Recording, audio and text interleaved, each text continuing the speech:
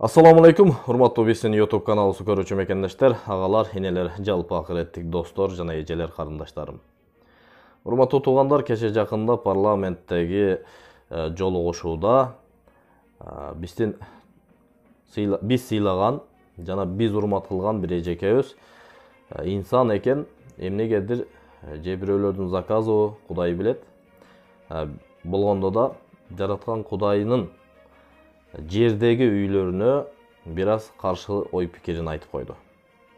Анда ошол эжекебиздин, ошол депутат эжекебиздин сүйлөгөн сөзүн сиздерге коеюн дагы, андан кийин эфирибизди улантайлы. Бери багытында болуп аткандан кийин бир айылга 2-3 мечиттин кереги жок да. Себеби бир айылга бир мечитти калтырып, ошол жерде молдолор менен эл менен жолугуп сүйлөшүп туруп, анан ашыкчасына биз балдар бакчаларын уюштурсак болот. Себеби ошол молдолор деле бир жерде мечиттин окуй берсин, калган мечиттердин имараттарын пайдаланып балдар бакчасы кылып уюштурганга эл деле колдойт. Себеби мен буну чындыкка таянып туруп айтып атам. Жер-жеринде сүйлөшкөндө аялдар мага ушундай сунуштарды беришкен. Анан мен аларга айткамын. Силер мага айткандан мурун ошол жергиликтүү молдолор менен сүйлөшкүлө, аксакалдар менен сүйлөшкүлө, силер сунуш берсеңер, анда биз колдоого алайлы дегенбиз. Ошондуктан ушундай ашыкча мечиттерди балдар бакчасы кылып пайдалансак, бул пайдасы көбүрөөк болот. Анан айылдарда өзүнө керек болгон мечиттерди калтырсак болот да. Муну эл деле колдосо керек, карапайым элчи. Себеби бош эле турат имараттар. Урматтуу Надира Нарматова эжеке. Сизди ушул эл урмат кылып, сыйлап, билимиңиз бар, сабатыңыз бар деп шайлап берди эле. Үмүтү чоң эле. Бирок тилекке каршы ушул элдин кызы болуп туруп, ушул элдин аразында жүрүп, билип туруп, эмнегедир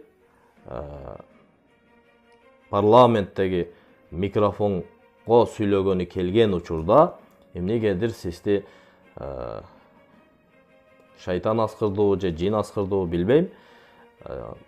Жараткан Кудайыңыздын, сиздин да Кудайыңыз болгон жараткан Кудайыңыздын жердеги үйлөрү болгон мечиттердин, ар бир айылда ашыкча мечиттерди бала бакчага айлантырыш керек деген оюңузга мен кошулбайм.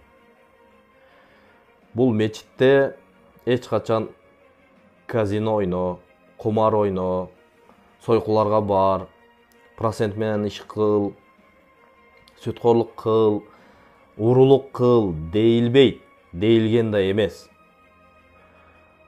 Ушул мечиттерден биз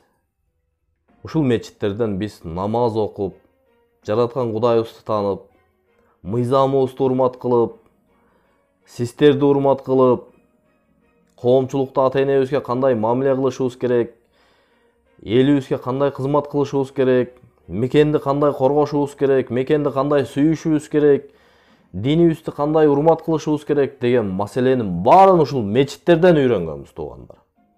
Жеке мен ушундай үйрөнгөм. Кудайга шүгүр. Биздин мечиттерди бир кезде 70 жылдык идеологиянын кесепетинде ушул Аллахтын үйү болгон жердеги мечиттерди кампаканаларга, скалаттарга айландырышкан. Бирок тилекке каршы ал идеология кубатсыз, алсыз экендигинен 70 жылда курады дагы, кайра ошол мечиттер өз ордуна келип, ал жерде азан айтылып, намаз окулуп, элибиз дин менен, адептүүлүк менен дагы өзүнүн ата бабасын кармаган жолуна кайтышты.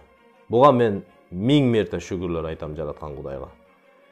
Ушул мечиттерди салып берген кээ бир депутаттарыбызга терең Аллах ыраазы болсун деп ыраазылыгымды айтам.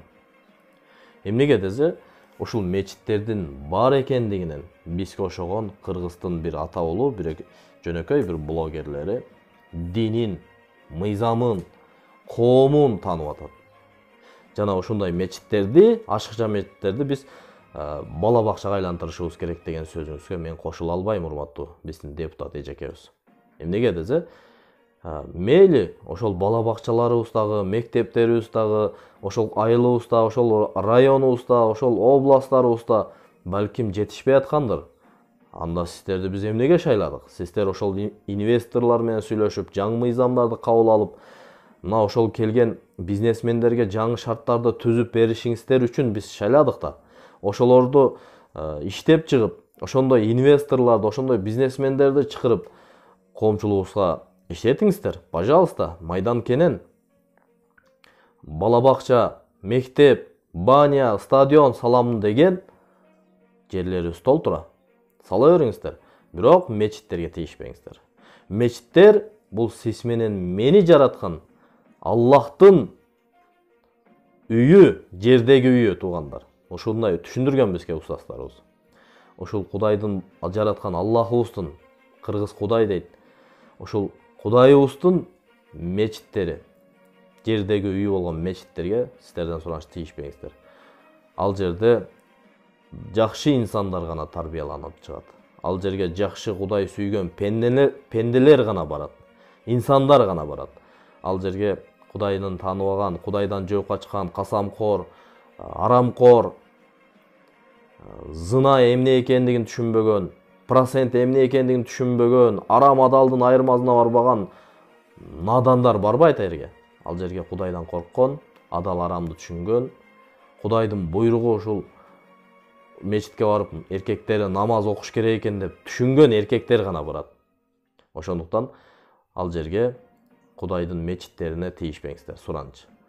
Садик курабыз десеңиздер, бала бакча, тагыраак айтканда, мектеп курабыз десеңиздер, стадион, элибиздин жаштарын спорт менен, иман менен тарбиялайбыз десеңиздер, анда мечит менен стадиондорду спортко кызыктырышыбыз керек. Мына ошол жерлерди курушубуз керек.